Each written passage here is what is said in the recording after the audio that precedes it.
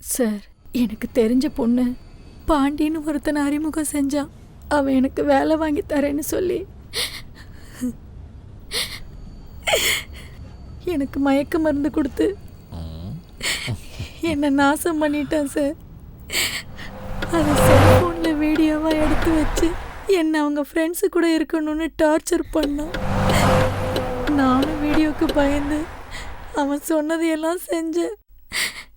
இப்போ அவன் என்னை சில பேர்கிட்ட அனுப்பி ப்ராஸ்டியூட்டாக ஆக்க பார்க்குறான் சார். அவன் கூட பெரிய பெரிய ஆளுங்கள்லாம் இருக்காங்க சார்.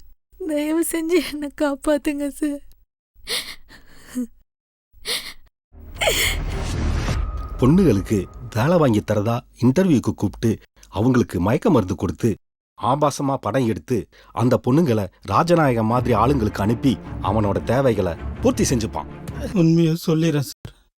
டொச்சு பாண்டி ராஜநாயகத்துக்கிட்ட டிரைவராக வேலை பார்த்துட்டு இருந்தான். ராஜநாயகத்துடைய 2வது பையன் பாண்டி கூட ரொம்ப நெருக்கமாக பழகிட்டு இருந்தான். இந்த சமயத்தில் பாண்டி தான் முன்னுக்கு வர்றதுக்காக எதையும் செய்ய ஆரம்பித்தான். கஷ்டப்படுற பொண்ணுங்களுக்கு வேலை வாங்கி தர்றதா சொல்லி வலையை விரிப்பான். அந்த வலையில் மாட்டுற பொண்ணுங்களை வச்சு அவனுடைய முன்னேற்றத்துக்காக அவன் பயன்படுத்திக்குவான். நாங்களும் அந்த பொண்ணுங்களை யூஸ் பண்ணிப்போம். ராசு, இந்த கார்ல தான் போகணுமா? பின்னாடி இருக்கட்டுமா? Okay okay.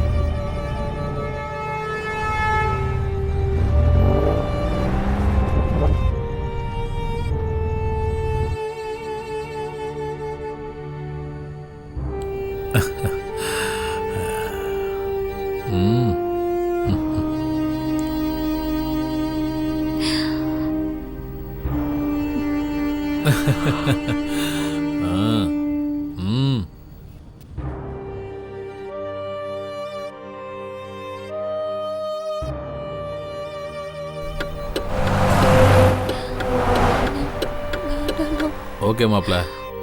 அண்ணா விட்டுருங்கண்ணா. உங்களை நம்பி தானே நான் வந்தேன்.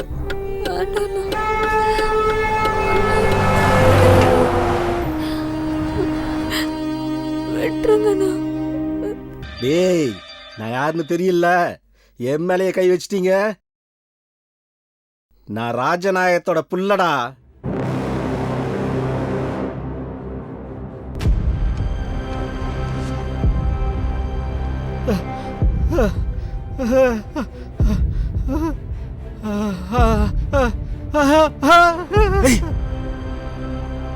சொல்றா, எங்கிட்டே வா.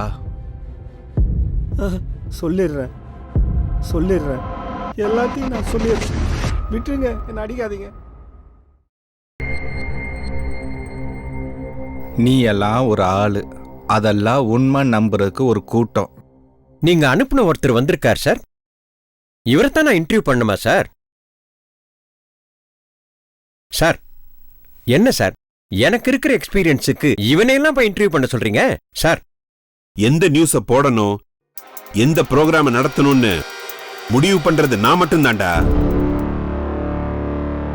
டேய் டொச்சு பாண்டி, நான் கேட்கற கேள்விக்கு நான் சொல்ற மாதிரி தான் பதில் சொல்லணும். அப்படி ஏதாவது மாத்தி பேசுன அடி பின்னிருவேன் பின்னி. டேய், செட்டை ரெடி பண்ணுங்கடா. இப்படியெல்லாம் செஞ்சு நீ மாட்டிக்கிட்டா ஒன்ன நீ மனநோயாளின்னு சொல்ல வைப்ப.